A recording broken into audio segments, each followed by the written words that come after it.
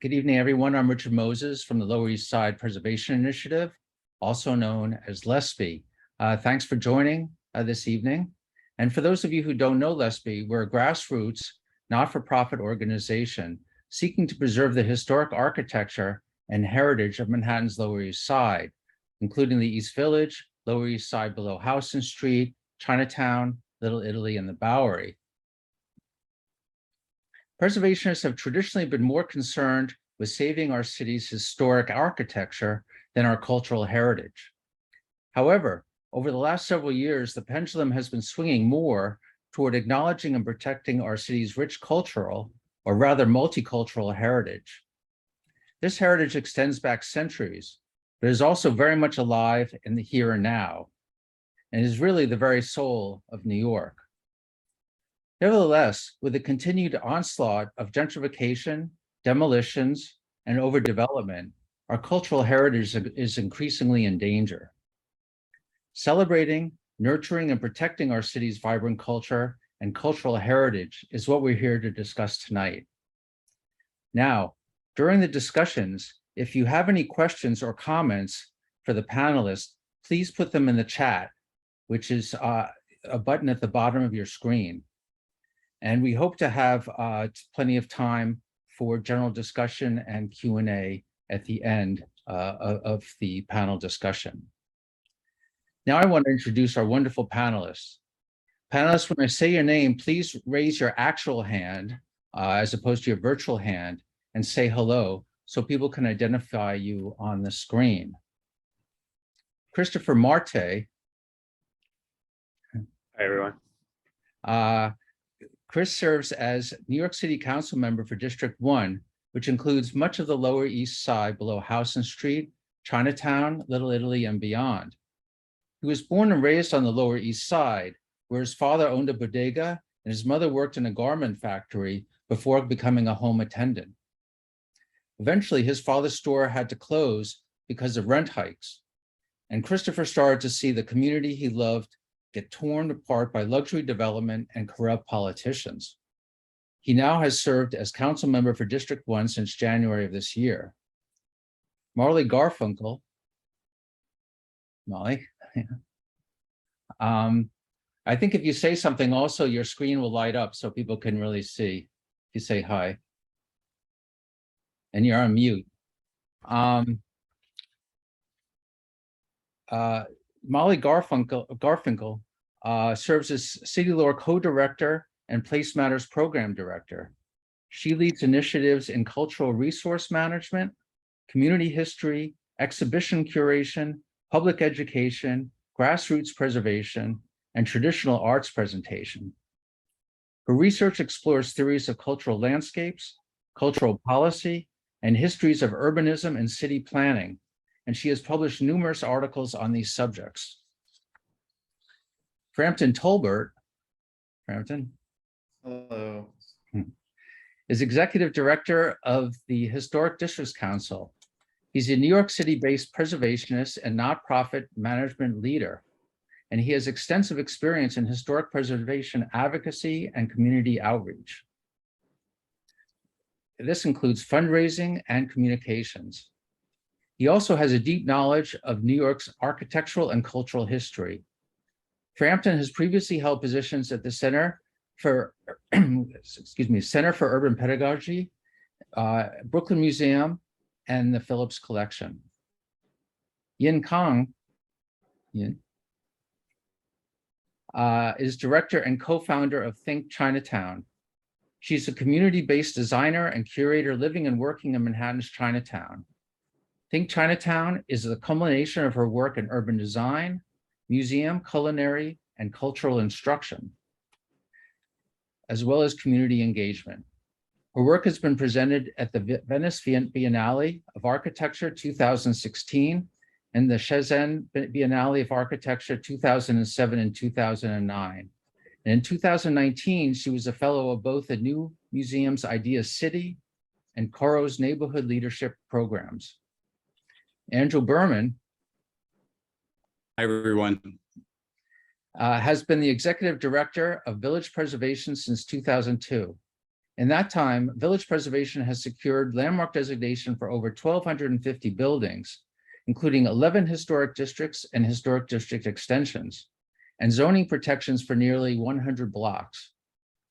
Andrew's work at village preservation has focused on securing recognition and protection for sites, buildings, and districts of cultural significance, particularly those connected to social justice and artistic movements, and especially to those associated with traditionally marginalized or underrepresented communities or histories.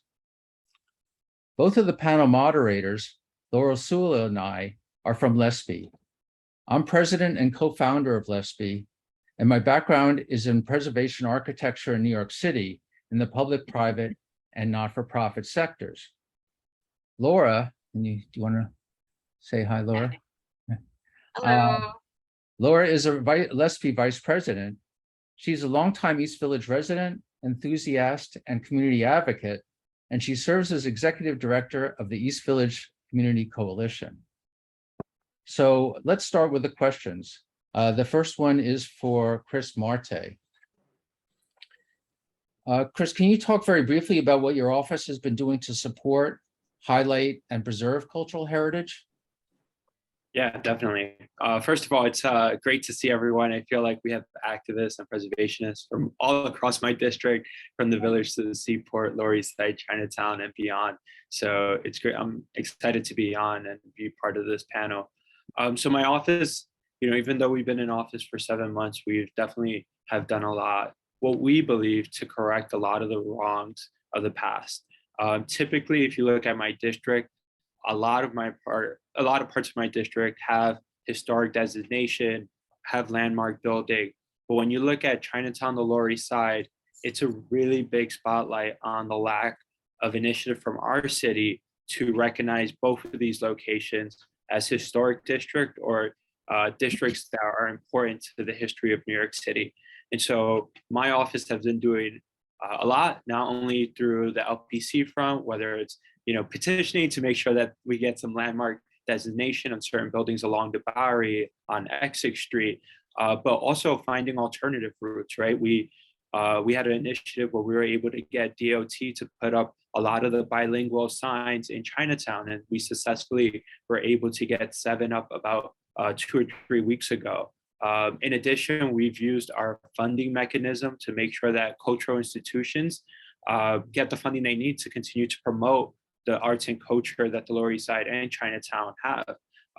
One of the biggest pushes we did was to make sure that the Clemente could stay open. Earlier this year, Department of Buildings threatened them to close because of the lack of ADA compliance and accessibility. We not only were able to get DOT for a waiver, but also got the city council to fund future projects to make sure that ADA compliance happens there. So we've been looking at this on a number of fronts, but we still want to move forward, making sure that we can create a historic district on the Lower East Side and pass community-based zoning plans like the Chinatown Working Group Plan to not only preserve the buildings, but also the people that live here. Great, thank you. Thank you, Chris. Molly, can you talk very briefly about what your organization does to highlight and preserve cultural heritage? Sure. Can you hear me now? Yes. You can. Okay, great. So thanks again also for inviting me to be here. This is a real honor. This is an all-star panel and a group of people I've admired for a very, very long time. So thanks again for having City Lore represented.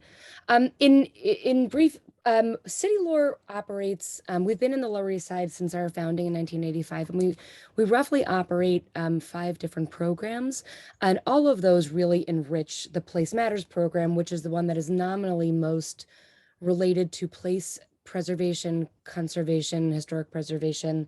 But in all of our various programs, we work toward collaborating with communities to celebrate, advocate, and help protect living cultural heritage in New York. And so that's in school and out of school time education. We work across the 5 boroughs, but also now increasingly in the Lower East Side in the school district here.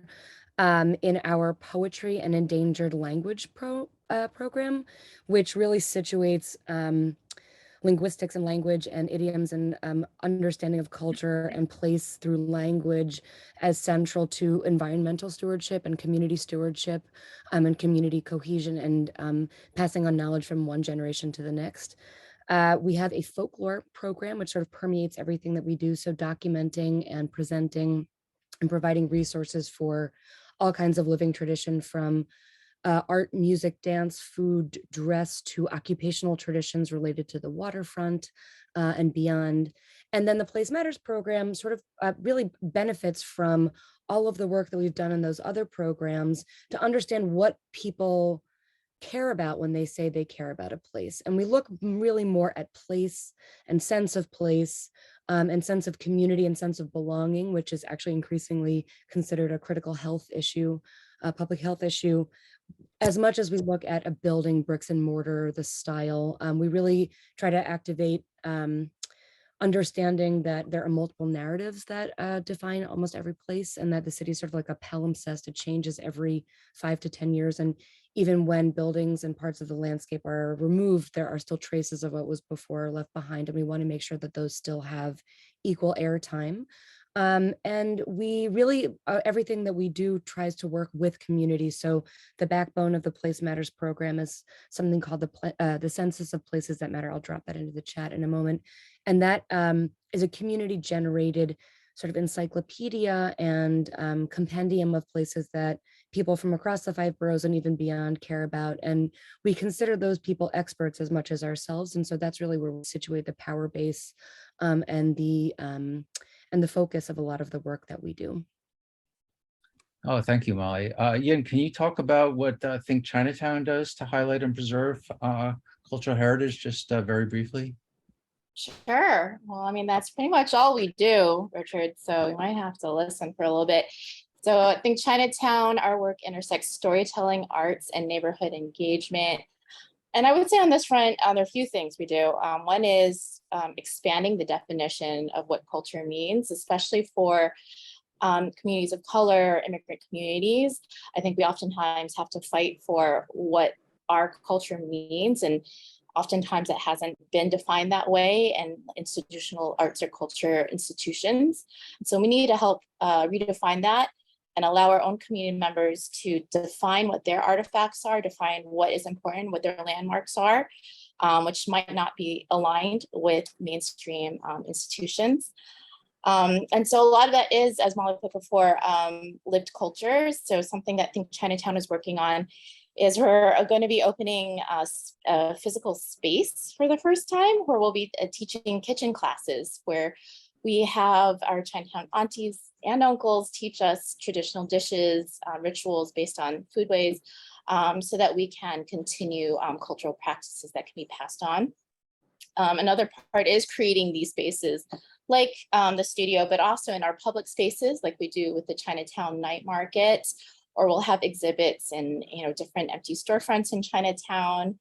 And also it's advocating, as Molly said as well, for our community have these spaces. I think there's a bit of inequity, as Chris put it before, in our resources for cultural spaces, specifically in Chinatown and the Lower East Side. And intergenerational learnings are super important, especially in immigrant communities where there has been ruptures within the immigration trauma. So programs that we do through our storytelling programs are really important, where we use arts in combination with audio oral histories. We also have programs like our Lantern Artist Residencies or Chinatown Arts Festival coming up, where we put an older generation of artists and Chinatown arts, grassroots arts groups together with younger Asian American emerging artists. So that's a little bit about what we're doing. Oh, thank you. Thank you. So that's all amazing work, and it's great to hear. It's great to hear where it intersects with the physical environment.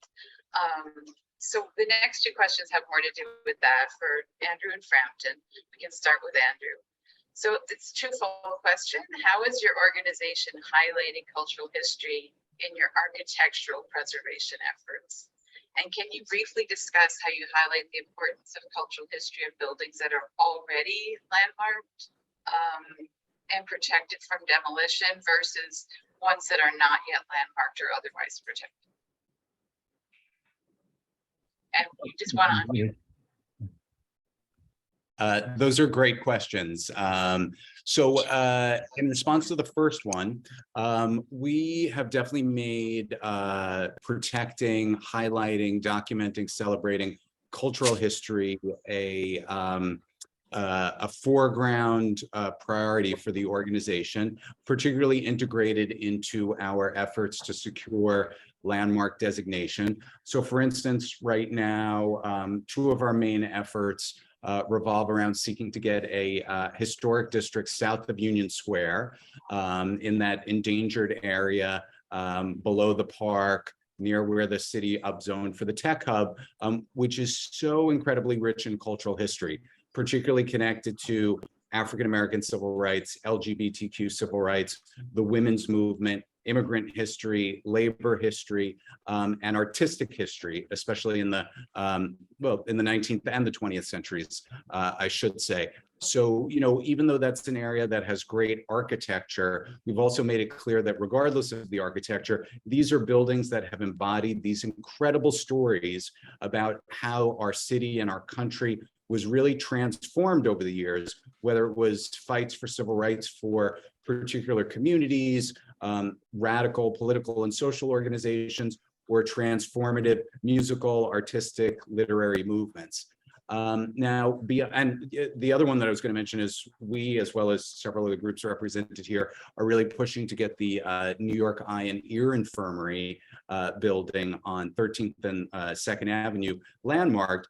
It's a marvelous piece of architecture, but the history of what happened there, the people who it served, the role that it played in the development of public health, and particularly in terms of serving people with visual and audio impairments, is incredibly, incredibly important. And that story deserves to be told and preserved.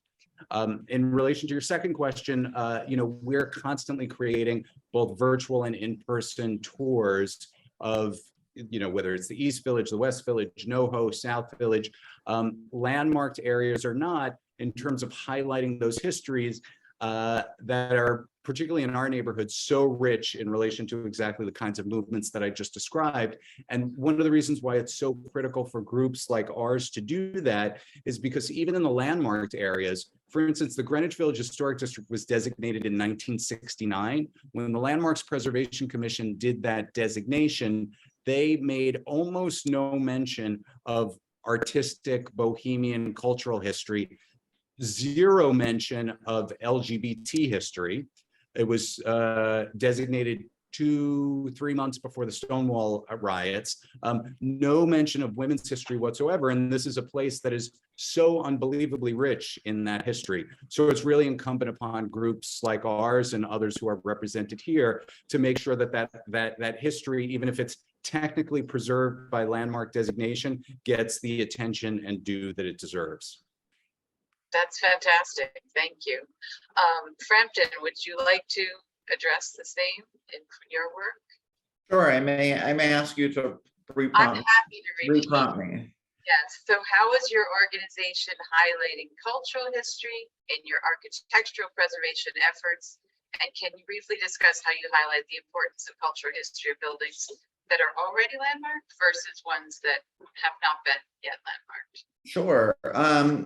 Well, I would say, as people may know, I've returned to HEC as the executive director. I've been here about 4 months, and I think we're really just scratching the surface, and we have a lot of work to do. As people may know, we represent over 500 community partners around the city, and I want to really make sure that we're working closely with them to identify what they see as sites that are significant. Like Molly said, learning from the communities rather than saying what we believe to be the sites of cultural significance. We have done some work. Our 6 to Celebrate program, which is our priority program. Several years ago, we did cultural landmarks as one of our 6 to Celebrate, and we did a guidebook of 19 of these sites. I'll put that in the chat after I'm done. But I really think that just scratches the surface. We really need to be a lot more comprehensive about the work that we're doing to understand and preserve cultural significance. Our 2022 conference we did earlier this year, where Councilmember Marte was our keynote speaker, we had a panel on cultural significance and cultural landmarks, and we had people from the Bronx, people from Kingston, New York, talking about what the work they're doing, and actually a city agency from the city of Philadelphia talking about how they're going to be doing a comprehensive survey for cultural significance. So I think there's a lot of, a lot out there we can learn from. And then this year, one of our Accelerate groups is Little Caribbean in Brooklyn. And really their focus is on the cultural significance of that community, not necessarily architectural significance. They really want to understand better the sites that are important there and how they can preserve them. So we're looking at doing a cultural resource survey with them. And we did 2 podcasts with Bowery Boys where they did a food tour and they really showcased some of the important businesses in that community. So I think those are just some of the areas that we're doing now and we're hoping to grow. In terms of a landmarked versus non-landmark, non-designated sites, I really want to focus there because I think that there's a risk there. There's so many, or as our focus has been architecture. There's so many architecturally significant buildings that have been landmarked, and yet so few buildings that, sites that are just culturally significant that have been preserved. And, I really want to think about that because I think landmark designation is possibly an imperfect tool since it's in many ways largely focused on aesthetics. So how do we have landmark designation help make sure that those sites are preserved? And so I'm hoping that we can work with the Landmarks Commission to better understand how they're understanding cultural significance and how by designating those buildings, those will help, how will they regulate and monitor cultural significance? So that's something that I really want to focus on with them. And lastly, I will just say one thing we're also looking at is legacy business designation in New York City. There's actually a bill currently in City Council being considered that would help protect businesses, which are not something that really can be protected under the landmarks law to be, preserved, especially culturally significant businesses. Right. That's great. And I'll just say that, congratulations on the conference. There was a lot of excellent content.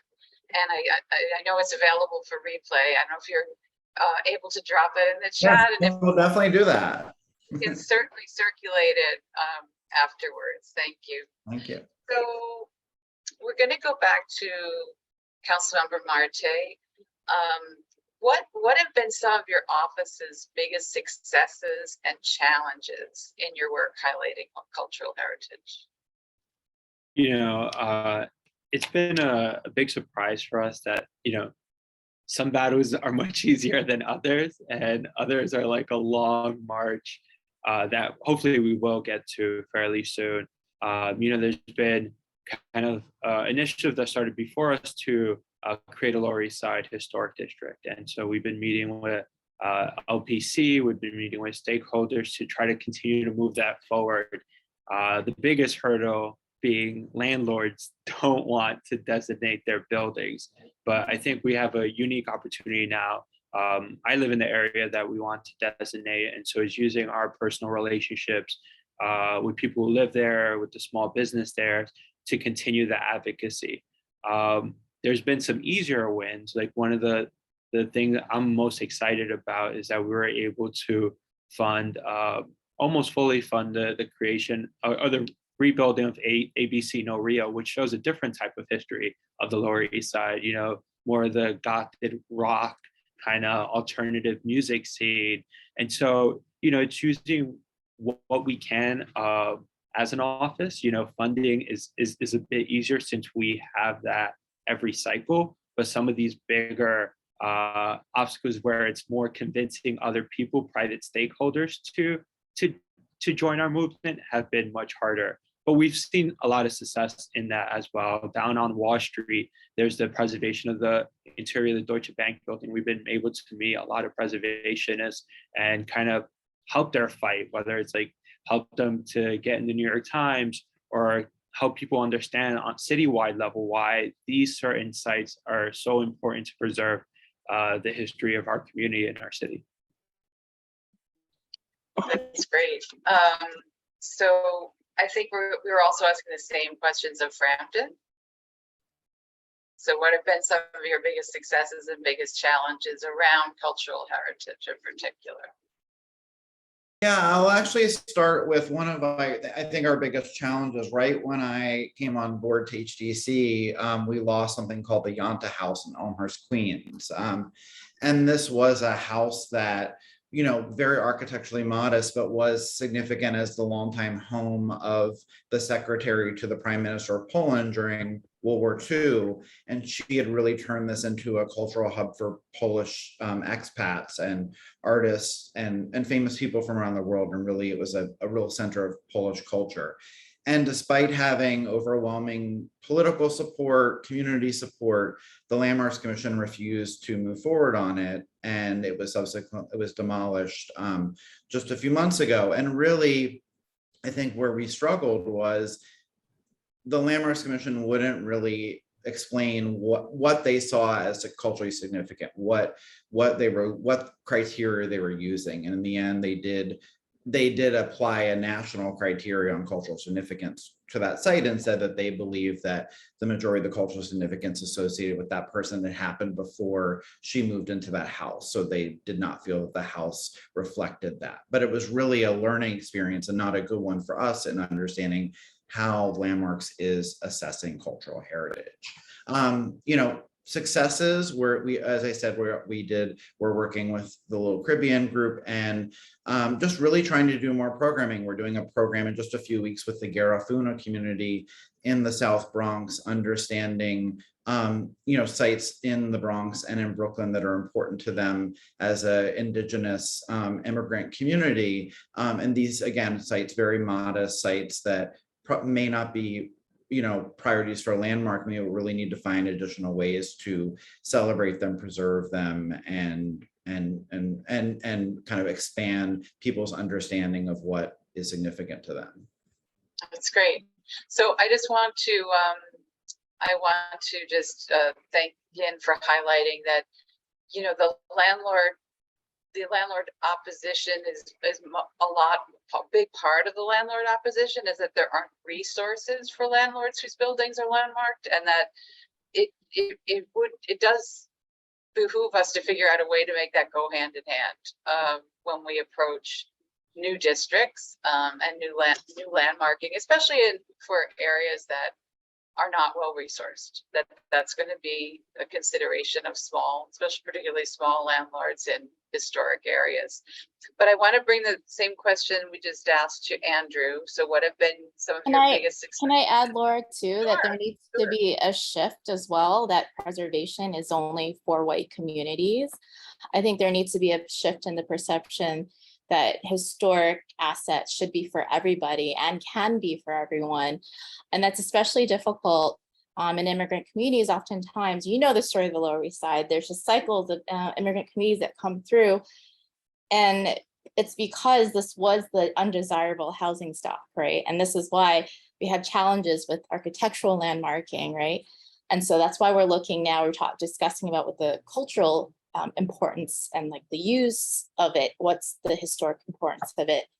And so that will be a really important shift. But I think there needs to be a wider mind shift to letting our communities understand that landmarking can be for everyone, but that means that we also have to support it differently, and it has to come with different programs and different tools have to be used to make sure landmarking is equitable for all communities. Absolutely. Absolutely. And we see over and over again too that there are architectural gems in the Lower East Side that are just simply overlooked when you compare how few are landmarked and protected here with the rest of the city. And it's not just because some of these areas were once mansions, right? But there's still there's still just a less of an inclination to look at them. And that's when that's changing, it's shifting to the outer boroughs and not right back here at home where we need it. So I'll go back to Andrew with your successes and challenges highlighting cultural heritage. Sure. Well, it's definitely challenging, and there's no denying it's harder to get the city to recognize cultural landmarks than architectural landmarks. We have had some really notable successes, and in fact, today we had one wonderful one. As those of you who are on our email list or who saw the news, after a 9-year battle, and you heard that correctly, 9 years. We got the Landmarks Preservation Commission to finally begin the process of considering for landmark designation Julius's Bar, which is one of the oldest bars in all of New York City, the oldest gay bar in New York City, but most importantly, a place where an extremely important pre-Stonewall civil disobedience protest for gay rights in the 1960s, though they wouldn't have used that terminology, took place 3 years before the Stonewall riots. In addition to that, last year we were able to get number 70 Fifth Avenue landmarks, which happens to be a beautiful building architecturally, but the landmarking mainly was because it had served as the headquarters of the NAACP in the 1910s and 20s, as well as the Crisis magazine, which was the mouthpiece of the Harlem Renaissance in many ways, and of the African-American civil rights movement. And the building was also just home to this stunning array of women's groups, peace groups, labor groups, human rights groups in the 1910s and 20s, just after it was built. We were able to get Stonewall both listed on the National Register of Historic Places with some of our partners in 1999, when it became the very first building ever listed on the National Register of Historic Places because of connections to LGBT history. And we have been able to get several districts designated, largely based upon immigrant history and countercultural history. So we've really, pushed the envelope. But even from our perspective, there's so much more that needs to be done as compared to what has been done already. And I know that for folks in a lot of other parts of town, there's been little or no progress. So I don't want to paint an overly rosy picture, but I do want to point to some of those successes to say, it is possible, but it is a very, very high bar. We have no idea why it took the Landmarks Preservation Commission 9 years to do Julius's, and they haven't even done it yet. They've only calendared it. But so I would just say, everybody keep in mind, it is often a very, very long-term battle, and you've got to be willing to be in it for a long time, as many of you have been. Yeah, those Thank people you. are definitely aware of the time frame challenges here as well. So yeah, we appreciate that. I do want to say that in terms of preserving cultural history, that I agree with Yin in terms of making sure that there are resources available as much as possible, for building owners. A lot of people think of landmarking as being this like really horrendous financial responsibility. But in reality, the Landmarks Commission, aside from not allowing you to have the building fall down, when a building is designated, the Landmarks Commission just wants to make sure that alterations are, sympathetic or appropriate for the building. And a lot of times, if a building owner is fixing a building, the Landmarks Commission will ask for a long-term repair for the building, as opposed which may cost a little bit more money up front to do it correctly with the right mortar and the right bricks, rather than just removing ornament and stuccoing over the front. But in the long run, it'll cost less, because the cheap repairs have to be redone every few years, which means remobilizing on the building and getting new permits and so on and so forth. So it's not as onerous to the average building owner as many people think that it is. And the Landmarks Commission doesn't make you go back to a pre-designation state on the building, but they do ask that the work that you do on the building is sympathetic. So we have the next question here is for Chris. And how do you consult with the local community on how best to collect cultural information and or broadcast it? Yeah, before I got into office, I've been working with a lot of the grassroots community groups, many that are on here who have been, spending their nights and weekends just to preserve the richness of their community. And in office, it's been no different, right? We know the people who are doing the work on the ground, who are, using sometimes their own funds to make sure that events carry on. And we saw that especially during the pandemic, where people wanted to continue the rituals, the anniversary of having celebrations, concerts, or displays in storefronts. And those are the people we use as our moral compass or our guiding light. Is like the people that want to make sure that this history is preserved through education, whether it's being on a street corner and handing out flyers or tabling, or going into our schools and teaching the next generation the importance of identity, right? And this community, not just Chinatown on the Lower East Side, but, even our connection to slavery in the seaport and that museum, and, putting pressure on them to make sure that they recognize, what happened there. And so, it's been it's been an amazing ride so far, but I think it's making sure that you continue to work with the people who got you here and the people who are committed to this, right? I think a lot of people on this call, this is their life passion. I know it is for Andrew, for Yin, and it's knowing the experts and working with them and making sure that my team also knows who to work with on all these issues, whether it's pressuring LPC or any other agency to make sure that they respect what Lower Manhattan means to us. Oh, thanks, Chris. Okay, Yin, does your organization consult the local community on how best to research and collect cultural history information and broadcast it? What has the reaction in the community been to your cultural heritage initiatives? And when do you go outside the local community? Let's start with selecting the team and the people you do the work with.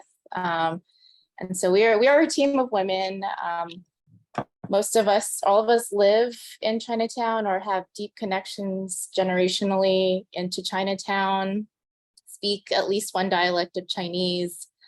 So it's first of all starting with a team that understands the community, is a part of the community, is rooted and dedicated to the long term here. So that's step one.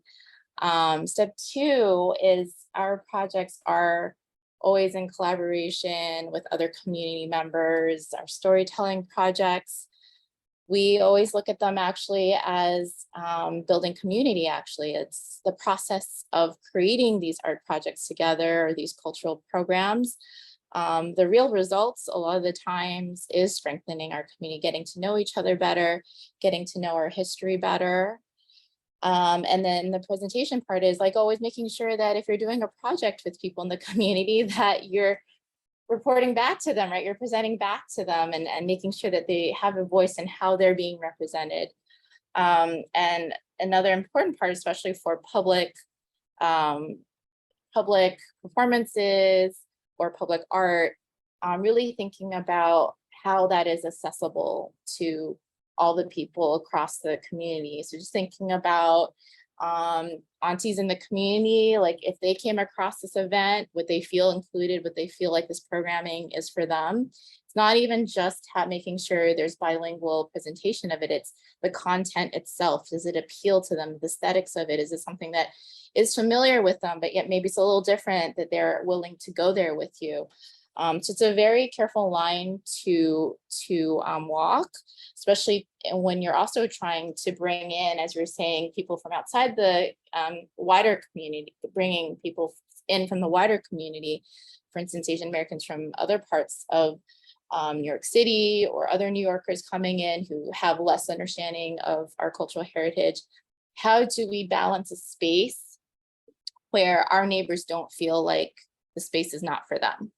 And yet it's a program that people who don't have a background can enjoy it and learn something and also feel engaged. It's a very delicate balance.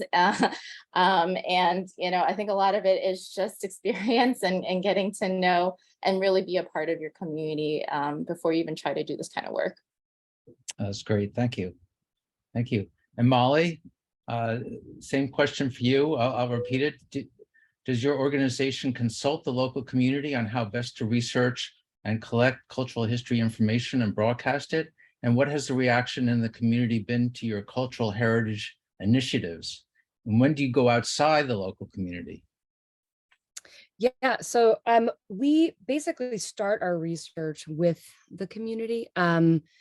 Again, you sort of using the Place Matters census as a point of departure sometimes, but not always. A lot of the kinds of research that we're doing, and I'm sure this is true of everybody in this room, is not collectible in an archive or in the library or in mainstream media. It really takes going to the community, understanding sort of who the knowledge bearers are, and with that also respecting the different kinds of knowledges that people have and embody. So elders in the community and young people have equally important perspectives to share, but sort of figuring out how to map that ecology of the community members as well as the ecology of types of places that the community cares about. So for example, Frampton, it's totally awesome that you guys are working with the Caribbean community in Brooklyn. I was just at Juve, which is the pre-dawn celebration, the sort of more traditional Trinidadian based celebration that's been under threat in Brooklyn for the last several years because of negative portrayal in the media related to violence that actually isn't related to the event, but related to Juve and the West Indian American Day Parade.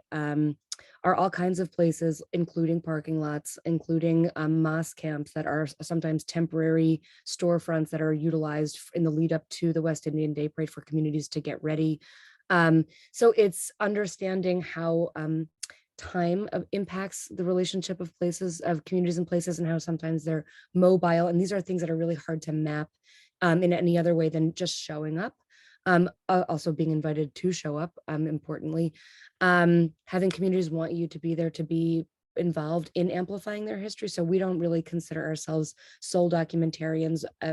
Many years ago, maybe folklorists had the privilege on many levels of having the camera, of having the notebook, of having the outlet to share this information. But we're really trying to get out of the way and not be gatekeepers to sharing that research, to sharing out the expertise, to being the documentarians, but really trying to be a platform, an amplificatory capacity is really a lot of what we're trying to do, and consolidating.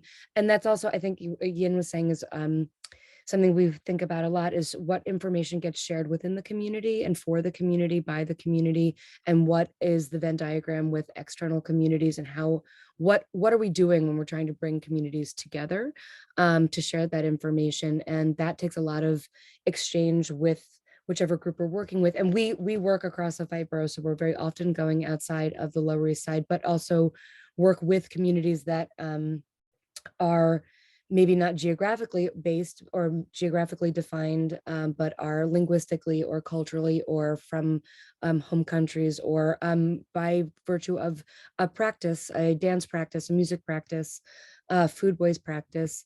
And so trying to figure out how to, as a very delicate process of managing what's for whom and by, and then who gets invited into sharing in that, and how that exchange is managed.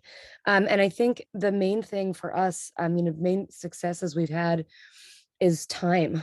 Time is a luxury that I think impacts all of our work across all the panelists here and all of everybody in this room, in terms of loss of communities, loss of infrastructure and the landscape, loss. You don't get to stay engaged always with a single community for a decade, more than a decade. That COVID, if nothing else, put a really fine point on that. Community members and spaces, places have been lost in such huge numbers. So that's knowledges and embodied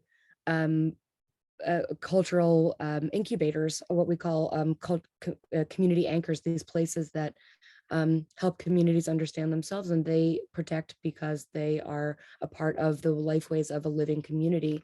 And that has been the biggest challenge. I mean, it wasn't part of your question, but trying to figure out how to manage working on really tight timelines often, but also maintain relationships over the course of a very long time. So, yeah. Great. Thanks, Molly. The sense of time is something that, you know, we don't really think about. Not only our time, that communities do exist only for time, the waves of immigration that have passed through the Lower East Side certainly represent different periods of time. So it's a nice thing to think about. So we're going to go back to, and this question's for everyone.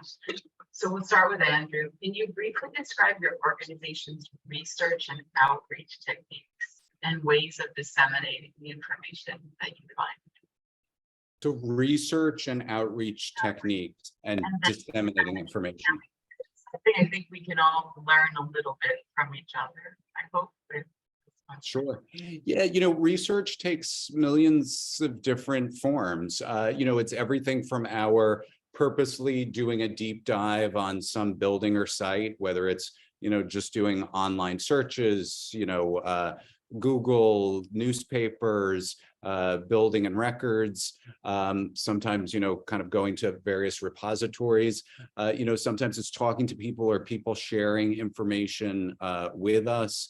You know, the municipal archives, both in terms of their records for individual buildings, photographic records of buildings, you know, there's a whole host of ways.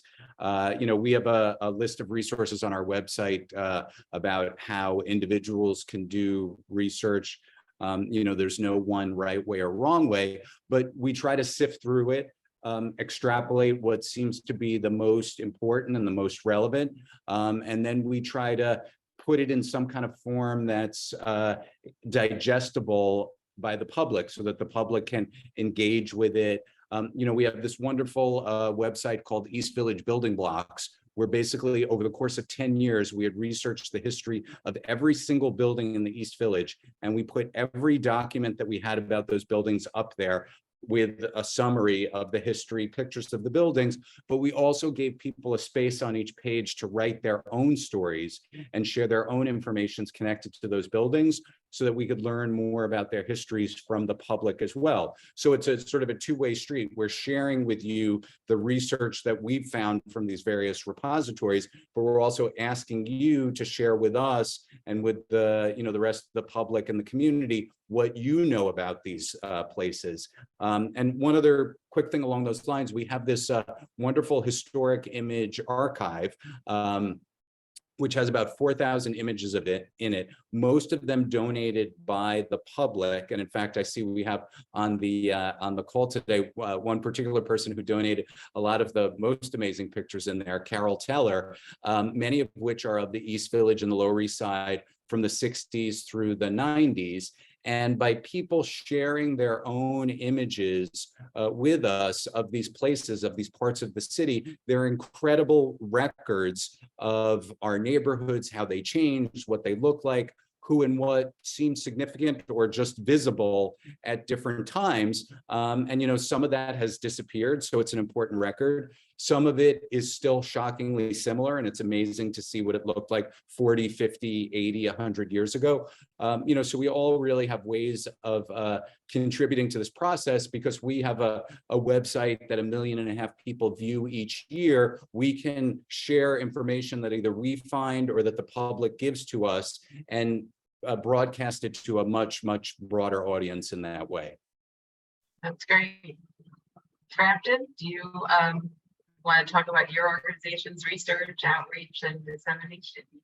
Sure, I can talk about it a little bit. I mean, I think I want to build on a lot of what Yin and Molly have said in terms of centering communities. You know, it's really crucial to us that we are doing work that communities are asking for and not self-initiating a lot of work. You know, and in terms of research, we're doing the research with community organizations. We're researching if they come to us and say, how do I get this building landmarked? I need to know more. We're working directly with them to provide that support and provide that expertise, but they're telling us what they, are finding significant in the community. In terms of outreach, I think just, again, building on what others have said, I think centering those communities, making sure that we're going where the communities are, going to them rather than making them come to us, holding meetings when it's convenient to them. And then, I think, paying community members and community groups for their expertise, that these groups, their knowledge is not necessarily free for us to just use. So it's something that I want to, HCC and the preservation community be thinking more about, is to paying people for their expertise and their knowledge on history. Last thing I'll say specifically that we are doing is, for several years, we've had an outreach specialist for Spanish-speaking communities. And this was something that we really saw as significant to make sure that, these communities understood that preservation could be for them. And to Yin's point, helping them understand that what can landmarking and what can preservation do for them, but also, if that's not what they're interested in, how can we use preservation in different ways to support what their goals are. And so our outreach specialist has really been doing a lot of amazing work in the Bronx with our Bronx Landmarks Task Force. And our groups in the Bronx wanted to organize borough-wide and learn from each other and have programming where they're learning from each other and talk about significant sites across the borough. And that's really been a great learning experience for us, that in the Bronx, that our outreach there really works on a borough-wide level. That's incredible. Again, I think has a follow-up, so I'm going to let her go next. It's the same question. Research and outreach techniques, and I'm raising and disseminating, and I know you clearly approve of paying participants. Yeah, I think that's definitely something to remember, that especially in certain communities, that time is really, for everyone, time is valuable, but some people don't have that time to spare, and to recognize that, I think, is a really good first step. I think something that is important to think about in research in immigrant communities is that a lot of our history is not archived, right? Our history is not a part, hasn't been included in the wider American history for so long. And so our research oftentimes falls to within the community. A lot of it is creating and building our own archives. A lot of it is through oral history and learning from our elders, and really getting them to understand the importance of sitting down with us and telling them their stories to be recorded.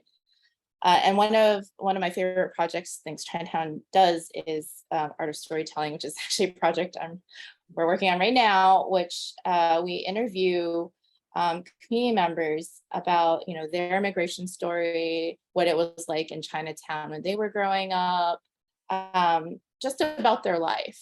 And a lot of times they don't understand, like, why do you want to interview me? I am just a normal person. I was a garment worker. Like, why do you want to know about me? I'm not a special person. And so even convincing them that their contribution to this archive is work in itself. And one way that we've been successful in showing them that their story matters is we use art in collaboration with their oral history. So in this project, art of storytelling will have long oral history, like sessions, maybe like 2-4 hours long. We'll edit them to 8 minutes, 10 minutes, and we'll pair them with a visual artist, an API visual artist who creates animated illustrations from their piece, and they become videos that are very engaging, both visually and audially. The production level is quite nice.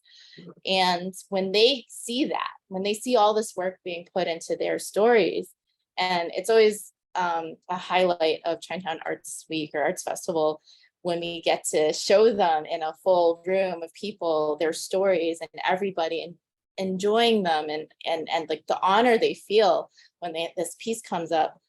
I really think that's a lot of the work, right? Is getting people to understand how important individual stories are in the wider context of history in our community specifically. And so it's a long-winded way to say it's very complicated. It takes many steps. It's a lot harder than just, like looking something up, or it's not in the library a lot of the times. A lot of the times it is, within our own community. That's great. And you have to take it to them in a way that they'll find engaging. So I want to go back to Molly with this, but before we do, I just want to ask Councilmember Marte, I know how you want to respect your time. Do you have anything you'd like to add here? Not on this question. I'll let Molly go. I still have some time. I still have 30 more minutes. So let me get Molly on the same question, which is your research and outreach thing, which I understand you've spoken a lot about the census already, which that seems like the main tool and a very bottom up way to extract information, which is great. Well, and I think just to circle back, all of it with the Place Matters program is really enriched by the other programs and my colleagues and the work that we've done with communities on things that are that take place in Cartesian space, but are not necessarily at the forefront a place-based or preservation of place issue. Most of the communities that we work with don't own the buildings. They have to often move events from place to place. And so they don't often think about in the most immediate that the place and the cultural manifestation are something that could forever go together. They don't make that assumption. And so a lot of what we've done is try to leverage, they lack financial or political capital, maybe try to leverage social networks and cultural networks to help them make a case for taking ownership of the development of their places, of being able to maintain their right to the city, their right to be able to practice in this particular place, or their right to have their narrative associated with that place, their right to celebrate in the way that they want to. I think Juve being a really good example. It's uncomfortable for new people in the neighborhood to see a lot of the traditions related to Juve and West Indian Day Parade. And so increasingly their hold on these places that they don't own but are critical to the cultural life of the community are being taken away or being redeveloped, are being unpermitted, or they're not able to get permits all of a sudden to be able to practice.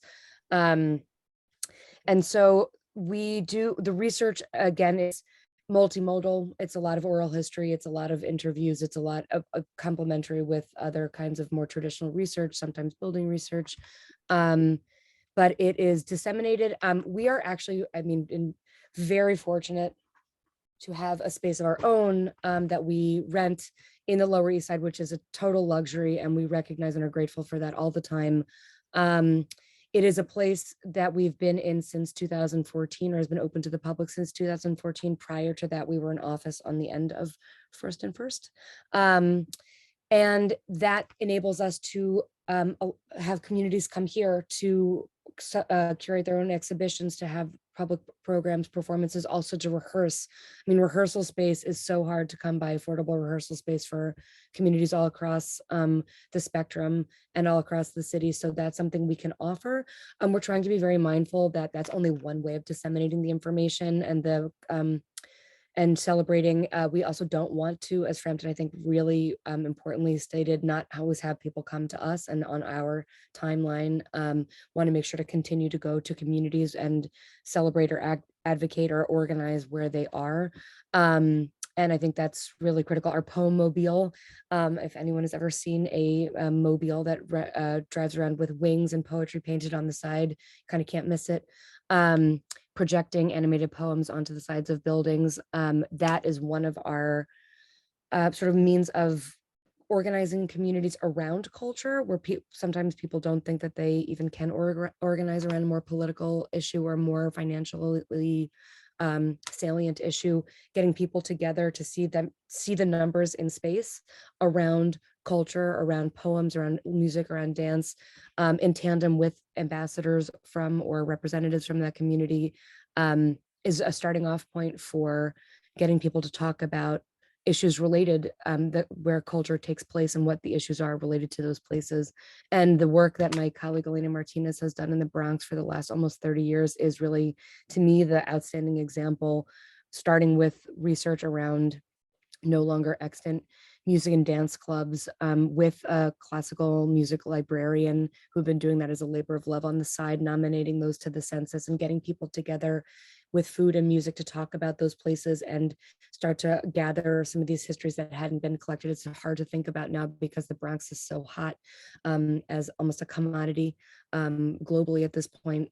Hip hop and graffiti culture being so sort of elevated to a point that's taken away from some of its birthplace in the Bronx, but using this cultural leverage to leverage against, to keep the community in place, to have them have a say in the redevelopment of parts of the South Bronx, and to be able to maintain landmarks that are not necessarily high style, that words like integrity, which is what preservation really promotes. That's a pretty loaded term. What does that mean, especially for living communities? And just thinking about the different ways of preserving, landmarking is of course one, the National Register and State Register are others.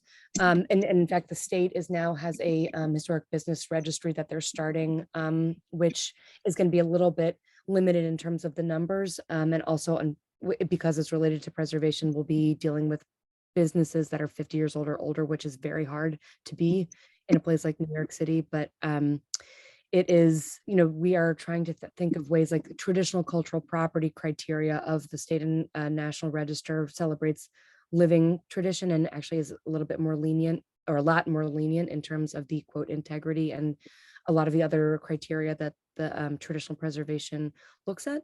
So trying to think about how we can meld some of these approaches to preservation and disseminate some of that information out to the communities so they can use that and think about how they choose to deploy them for their own celebration, advocacy, and futures. That's great. That's great, Molly. I hope we can spend more time together in the coming year.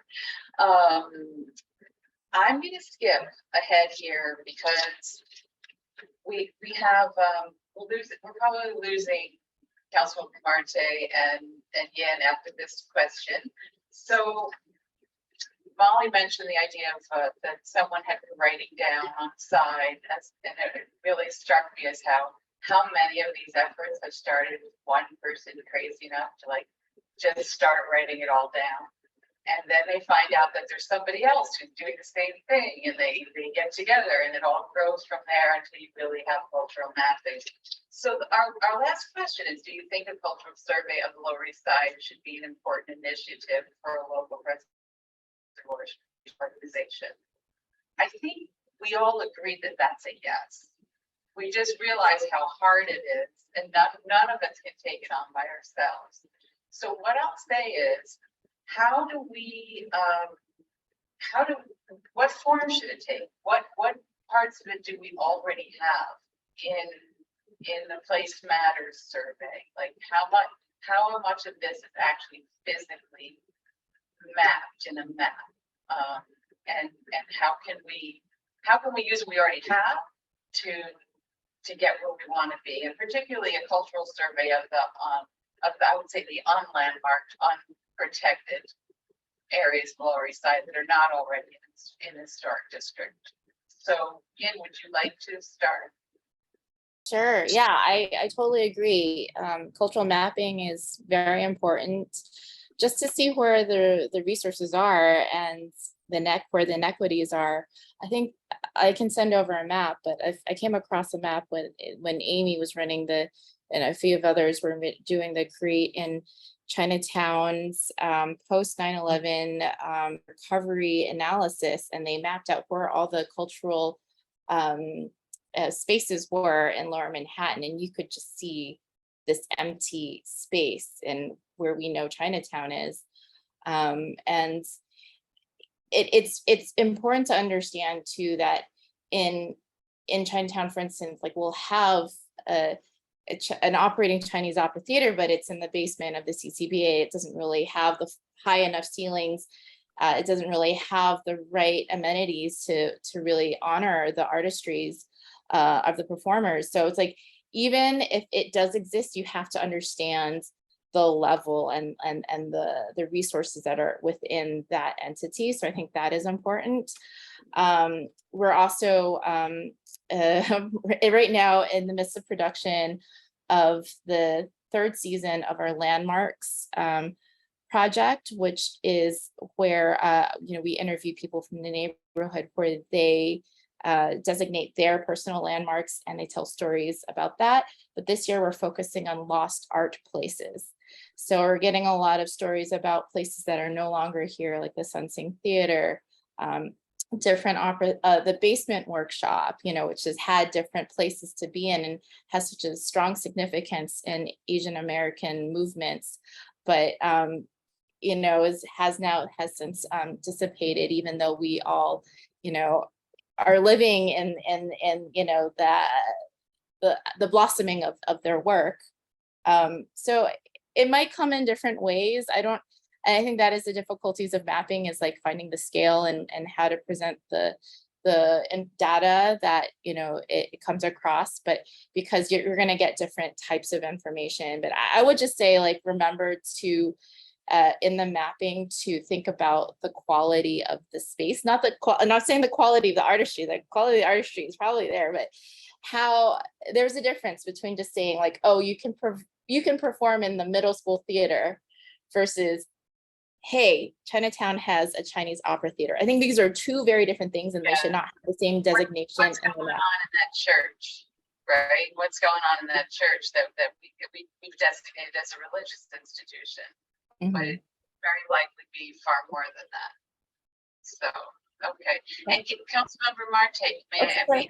And before I head out too, I just really want to invite everybody, including you, Chris, to Chinatown Arts Festival, which used to be known as Chinatown Arts Week, which Lesby has participated in the past with Corky.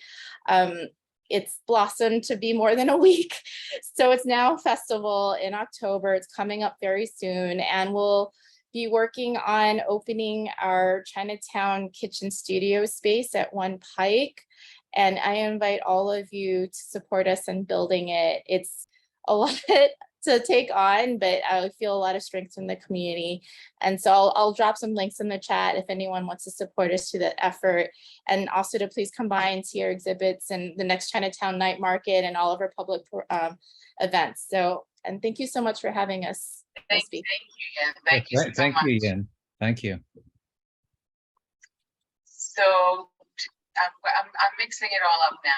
So for Councilmember Marte, politically, how does that help if you can have maps and if you can have, graphics that prove a wealth or a deficit of acknowledgement? Like, is that useful to you? And what areas would you look at in particular in your district? Yeah, it's crucial. It builds an argument for us to advocate for preservation and landmarks, right?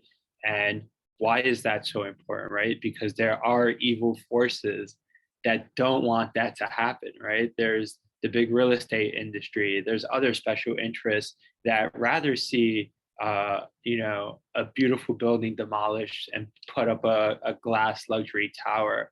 And so having, a location like a neighborhood preservation organization like Lesby be kind of like the home base for all these information, where these cultural institutions are, where these communities are, the stories as well. One of the stories I always think about that hasn't really been told is like the Bengali community of the Lower East Side, along Archer Street, Allen Street, and Ludlow. Like, they're a strong, thriving community, but even that story hasn't been told.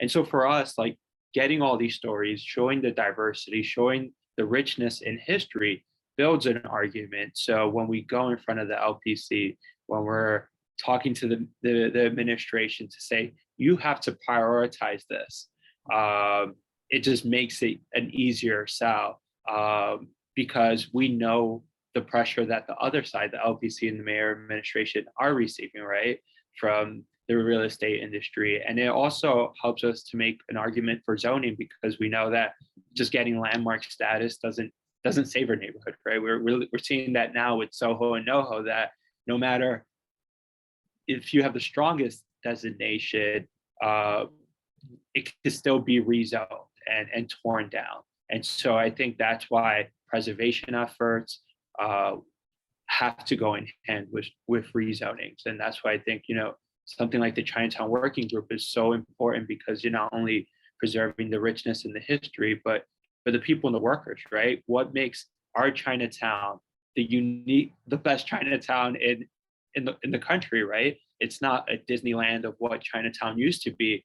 It's an active, engaged community, right? You can see where people live, you can see where people shop, you can see where people hang out in Columbus Park. And I think that's the beauty, right? And that's our argument. And I think that's what we need to collect, and that's what we need to continue to build. So when we start the process, or when we force the process, we get the approval.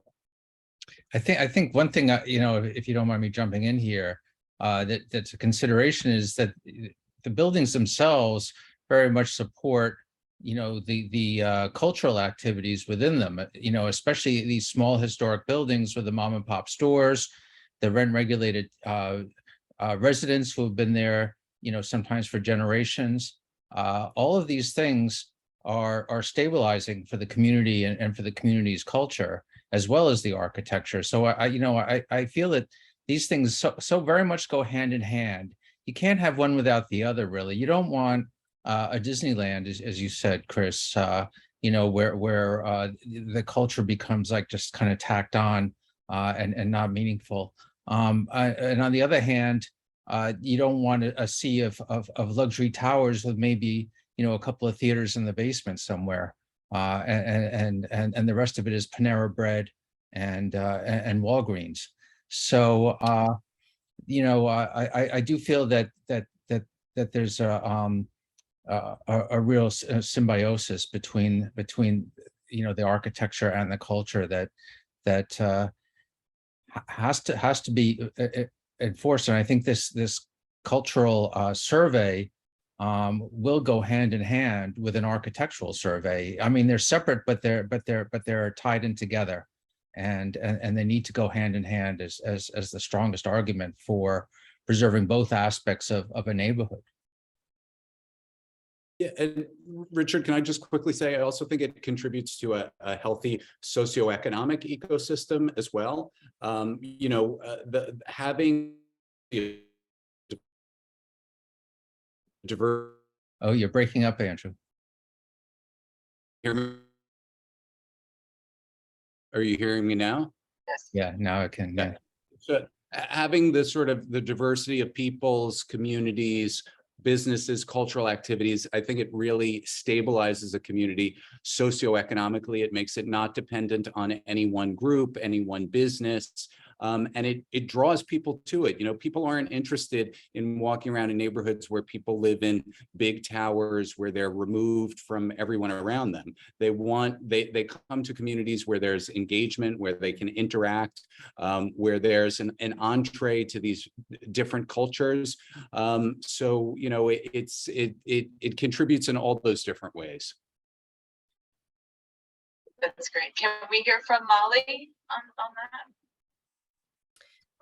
I'm sorry, can you repeat the question? So Sure. This is about what form should a cultural survey take?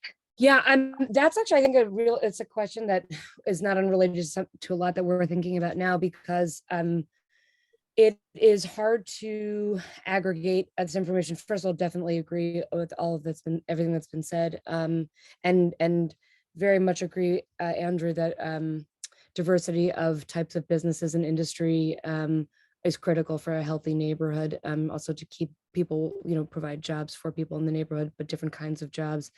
A lot of what we struggle with is access even to things like surveys, in terms of language, in terms of access to technology, to the internet, to any kind of fluency with using anything digital. And that, I think, is something that needs to be considered pretty strongly. When Place Matters started, it was a sort of pre-internet as we know it. And it was a paper registry that people went around with forms, not only printed in English. That was before my time, so I'm not sure exactly how many how many ranges of languages there were available. I would imagine maybe one or two outside of English. But that's really important. A lot of, the artists we work with, the communities we work with, one of the things, in terms of equity that we're dealing with is, grant applications or RFPs that are, the deadline is this time at midnight. There is no more seconds after that you can apply. You have to have a computer, you have to speak English, you have to write in English, you have to be a good writer.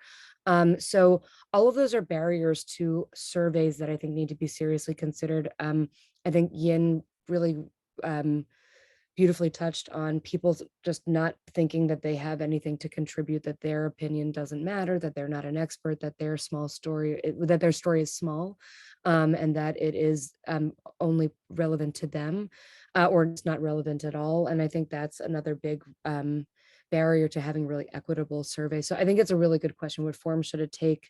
I think to do a really good job would be, as Ian also said, assembling a really good team, and a team that's representative of and accountable to all of the various communities that are here, interest groups, and trying to also bring them into conversation with each other at some point, not just have them be sort of isolated contributors. I think that's sort of where a lot of these surveys get lost in the impact zone, is that we can collect information, but then if people don't read they look, everybody, like in a photo, you look at what you look like and then you post it. If you like how you look and you're not looking at how other people look and what else is going on, you want people to look at what other people are doing and what they're saying and how they want to be represented. Great.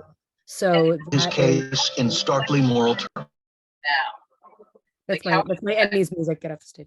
Okay. so how we look, you have the place matters.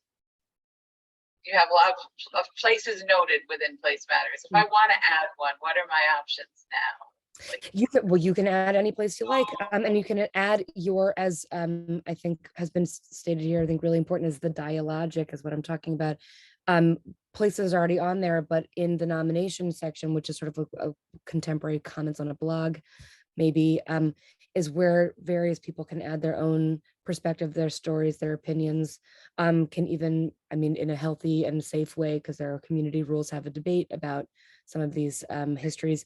What's really hard, though, I think, again, to go back to the time issue, is what's been very challenging about the Place Matters census is maintaining it as an updated document. That's basically impossible. There's over 900 sites from across the 5 boroughs that have been nominated, and many of them don't exist anymore. Many of them didn't exist already when they were nominated, but the rate of change is just so rapid. And storefront usage in the East Village, I hear you.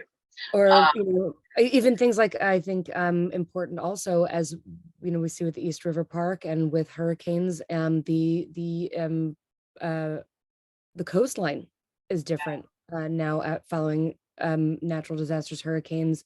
Looking out in Coney Island, looking at parts of the Rockaways, it's really shocking to see how for example, even in Long Island, the Bay Houses, were actually doing an event around Bay House culture here. Over the last 10 years, houses have been moved further and further and farther from the actual, they're actually on the coastline, they're on the edge of the continent, as it were. So I think that's really important to think about, how to map that, and using that as a tool, a didactic tool for younger people, and also using that as a leverage to think about how we're thinking about the future of the city in light of climate change. So it's not just the collection, but also just keeping up with the processing before it becomes outdated. That's an additional challenge. So, Frampton, do you have anything to add to this?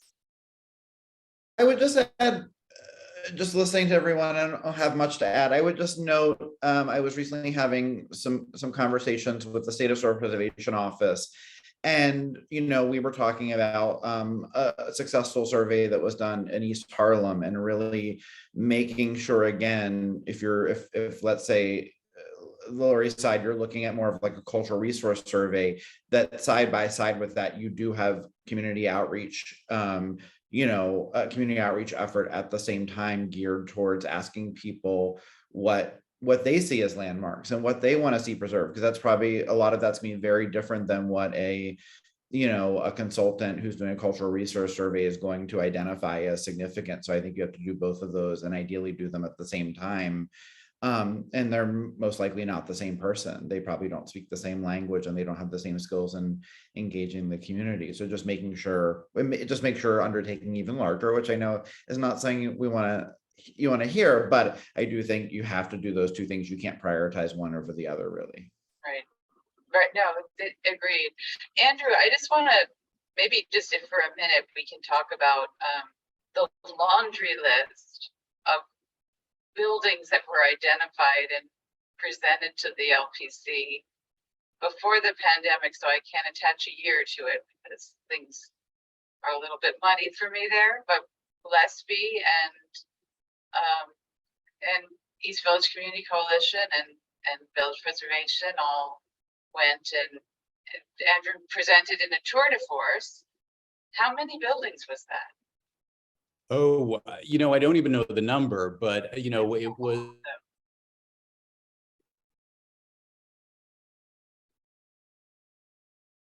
I think you're I think, frozen. yeah, frozen up. Yeah. Can you hear me now? Yeah. Sorry, my connection must be a little wobbly. I don't know the exact number, but it was a fairly significant chunk of the East Village that we found that there was an argument to be made for landmark designation, whether on an individual or a district basis. I mean, the neighborhood is so rich in history, so diverse in so many different ways. And, it was strange. We initially got this very encouraging response from the LPC, and then we got to give us some time, and then we got to give us some more time, and then we got to we're not really thinking about this anymore. And so, I know we're all committed to not letting that go and to making sure that we push for more in this neighborhood. As Chris pointed out, zoning is incredibly important. And fortunately, a dozen or so years ago, we got much better zoning for the East Village, which does. Oh, you're frozen again.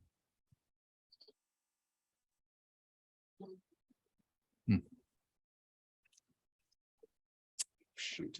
Now you're back. Okay. So I'll wrap up and just say, because we got good zoning a dozen or so years ago, it's less urgent in some ways than it might have been, but there is urgency. And we definitely need more landmark designation. And I know the four groups are committed to pushing for more of that in the East Village. So we had one more question. Richard, do you want to take it, or what you see as the role of landmarking in helping? Yeah, I'm just wondering if we should, I want to make sure we have some time for questions and answers, and some discussion. So maybe we can hit a couple of audience questions, and then if we have time, come back to that about landmarking. Because I think it's been touched on a little bit, over time, over the time of the panel, and it would be nice to get a few questions in before 8:30. So we have one here from Phyllis, who says the big picture right now is that we've had a series of mayors hostile to preservation, and it's not always mayors, right? It can be other people in office, and that the LPC has punted, we'll say, in so many words. Does culture give us the new leverage that we need to protect these areas? And if not, how do we get that leverage? Maybe Chris, maybe we could start with you on that. Yeah, it's always all about organizing, right? We've seen big wins even during the worst administration. De Blasio was definitely always more pro luxury developments than preserving a community, no matter where it was at. But there have been huge community wins, whether it's been in the outer boroughs or here in Manhattan, when people come together and unite to fight for preservation and anti-displacement, because they go hand in hand. And so I think as you build these bridges with other groups, you give yourself a lot of leverage to not only put pressure on the administration, but also local council members, right? Or local stakeholders, like some bids who don't want to preserve their neighborhoods. And so I think that's always the key, and that's always the first place to start. And that's what we've seen over time and time again, where people win is when they come together. Mhm. Yes, Frampton.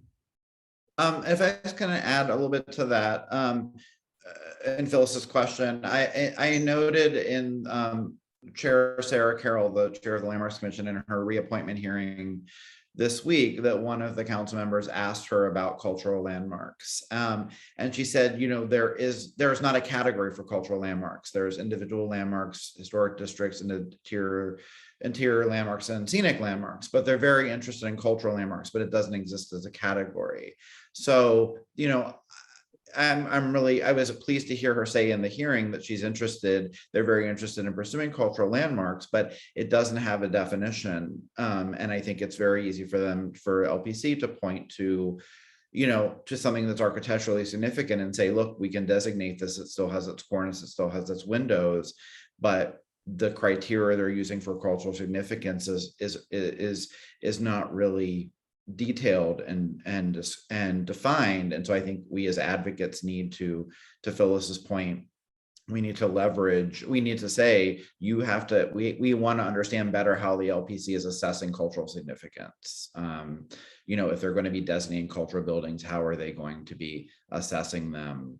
Because I think we can provide all the backup and research in the world, but they can just say, we don't find this to be culturally significant. And that could be their answer. So I want us to find better ways of holding them to accountability on cultural significance. Yeah, and I think that's extremely important. And I think it's making sure that groups that are here put pressure on their local elected officials to keep LPC accountable. You know, they're just like every other agency. You know, when you have a buildings issue, your elected official writes a letter to DOB. When there's a traffic issue, you write to DOT. Like, we have to continue to put pressure all along the way to LPC, right? And if they're not going to move on it, have your council member, have your state elected official reach out to the private institution themselves and see if you can work out a deal. You know, there's a lot of avenues that we can take, but I feel like sometimes LPC just gets, you know, the easy way out once they say no. And I think we just have to treat them like everyone else. I think it's also really worth keeping in mind that a year or so ago, they came out with what they called their equity framework, where they claimed that they were going to be doing designations based on prioritizing a sort of broader diversity of histories and cultures. And they've made a couple of small gestures in that direction, but they've continued to stonewall on a lot of stuff that falls under that rubric that communities have put forward. So let's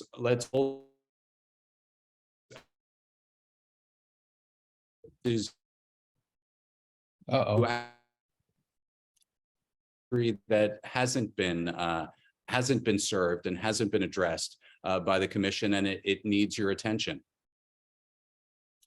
And I think we have one last question from people who are more in the audience. What are some reasons landlords are against having their buildings landmarked? And Andrew, maybe you could speak to this, as you have so much experience dealing with landmarks. Yeah, I mean, you know, sometimes it's pure, it's ignorance sometimes, you know, because landlords think, you know, my hands are going to be tied on everything. I'm going to have to restore the building to a previous condition. I'm never going to be able to change it. You know, so sometimes a little dose of facts and reality can help. You know, sometimes people just don't like somebody telling them, you know, this is what you can or can't do, or they don't want to have an extra layer of just that to. Oftentimes these are good, worthwhile investments that will save you money in the long run. It's certainly been proven that historic properties can be, very good economically. Maybe not in the short term as quickly as being able to tear something down and build something, 5 or 6 times the size. But there's a significant economic benefit from them. So, the reasons really vary, but I think I would definitely start always with trying to make sure you're bringing the facts to the property owner so that their fears and opposition are not based on misinformation, because often it is. If it's based on actual genuine information, then you can sort of really try to engage them about how that, might work, and case studies about how property owners have had great successes under landmark designation. But Frozen again, Andrew.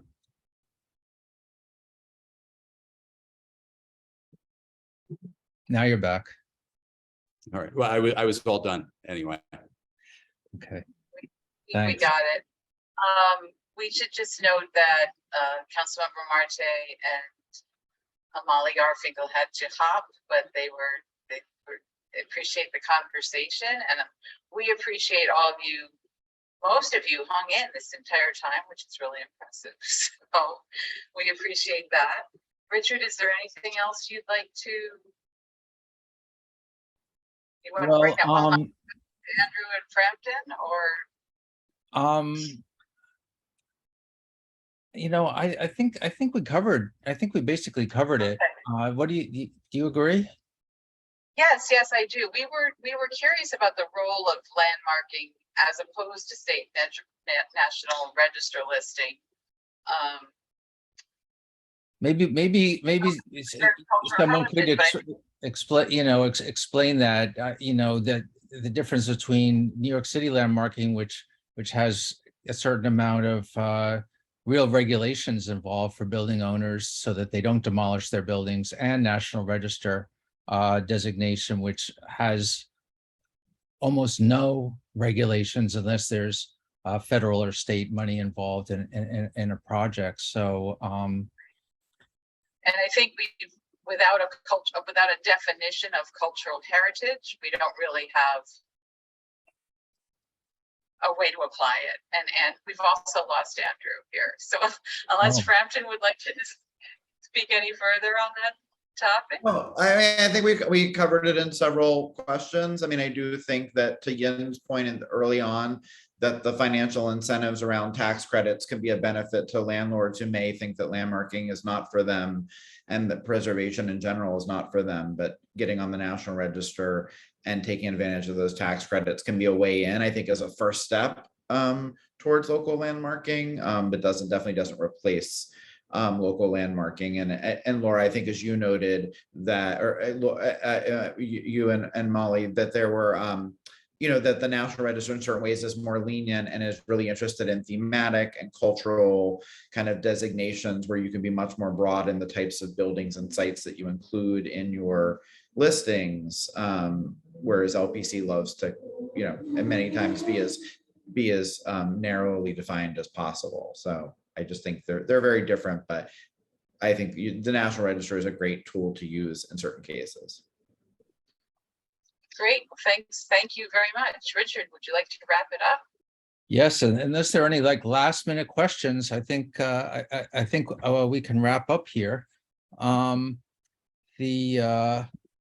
First of all, I want to thank everybody for coming tonight. I found it very, very interesting myself. I hope you did too.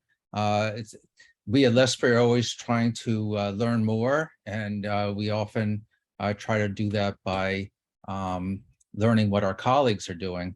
So I want to let everybody know that we're hosting another event next Wednesday night, a week from tomorrow. It's a Zoom webinar on the architect CBJ Snyder of the New York City public school system, who's responsible for hundreds and hundreds of school buildings, most of which are still with us today. So this will be really a great a great webinar, and we recommend that you sign up. You can't do it yet through our website, but hopefully you will be able to in the next couple of days. And otherwise, keep your eyes open, please, for an email from us. What you can do is sign up for our email list, and you'll get the invitation. That's a free event. And another thing I want to mention is if you were able to donate to LESPI or one of the other groups that were represented here tonight, that would really go a long way. We're all not-for-profit groups, and we rely on the donations of people like you. So if you're able to donate, I believe all of our websites have donate buttons, and that would be great. So I want to thank you all again for attending, and I hope this was informative for you, and have a great night. Can I ask a question? That school that was on, what was it, Hester Street in the heart of Chinatown, that people were fighting that it not be demolished? What happened with that? I'm not aware of a school building being demolished anytime recently, but I guess Yin Kong 70 Mulberry. Is that what she's referring to? 70 oh, 70 Mulberry? Mulberry, maybe that must be it. Yeah, That could be it, yeah. yeah, that's the building that there was a terrible fire. And this was actually CBJ Snyder's first public school. So it's not only historically important because it's a CBJ Snyder school, but it's historically important because it's his first public school in what was at that time Little Italy, and now is in the historic core of Chinatown. So the fire was a couple of years ago, and really wiped out the top couple of stories. And unfortunately, the buildings department kind of went to town and had a contractor come in and demolish a good part of the building. So really only the first and second stories are extant, and the third, fourth, and fifth, I think that were demolished, probably unnecessarily from what we can tell, because these school buildings are masonry buildings, and they're really built like fortresses. So right now the city is working with the community to come up with a good plan to rebuild the building. And I believe it's next Thursday night on Community Board 3. Let me just check my calendar here, or maybe it's Wednesday night. Let me see here. Well, I think if Tuesday the 20th, Richard. Tuesday the 20th, thank you. That there's going to be an update from the city on the status, I believe, of 70 Mulberry, unless I'm getting confused here. You're muted, Deborah. Yes, there'll be an update at the CB3 meeting that night. Okay, great. Tuesday Yeah. the So if you 20th. go into the CB3 website, you can attend the meeting. And we haven't had word for probably 9 months or a year. We've been asking around, and nobody seems to know. So this will be very informative. Any last questions? Okay, then. Well, listen, thanks again, and everybody have a very good night. Thank you. Thank you. Bye, everybody. Thank you. Yeah. Thank you. Bye.